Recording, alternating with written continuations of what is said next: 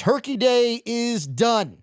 But even before Thanksgiving, every day kinda felt like Christmas. Heads are popping, screaming is ensuing, the smell of fear permeates the air like the stench of a hot summer night on Bourbon Street, and that's the smell of Christmas. Well, maybe not actual Christmas, but this is the smell of implicit bias. I'm your host, Kevon Bordelon, and we are thankful for you, for your implicit bias, and thankful that there's just so much to talk about as we get closer to Christmas. More weekly whiskeys, more problems of the world, more to be thankful for. So we are thankful. We are not afraid. I mean, let's face it. The perspective out there is that we're just a couple of tapioca pudding-fueled press conferences away from World War III. But we, implicit bias, we're not worried about that this week. We don't need to worry about it. Why? Because very simply, we have faith. Faith as in what we are told to do in Luke 21:8. And the quote goes something like this: "See that you not be deceived, for many will come in my name, saying, I am he. And the time has come. Do not follow them. When you hear of wars and insurrections, do not be terrified, for such things must happen first, but it will not immediately be the end."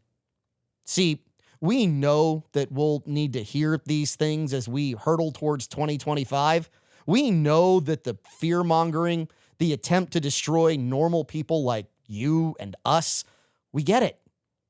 It's going to be a vital part of some people trying to keep revelation from happening. And no, we don't mean biblical revelation. We mean revelation like being revealed. The revelation of things that would maybe put those who want war, who want insurrection, who want suppression. That, as a matter of fact, the people who are really squirming right now, they're the people who are running from one big thing. And that is the truth. See, there's truth out there, and we actually have a shot at getting it. Truth on things like the Diddy list, the Epstein list. Truth on where the money which was allocated towards Ukraine actually went. Truth on who's being blackmailed. Truth on who's doing the blackmailing. This is why they're so desperate. This is why you can smell the fear. This is why your implicit bias can sleep as we all head into a holiday season. See, we already know, and we believe on implicit bias, that God is good and that in the end, God always wins. That faith means that we will rest very well, which also means that we'll have fun with what's going on right now. We'll still give you some of the stories of the crazy things going on in this holiday season. We'll still outline just how messed up the media is. We'll still outline just how bad some people really are.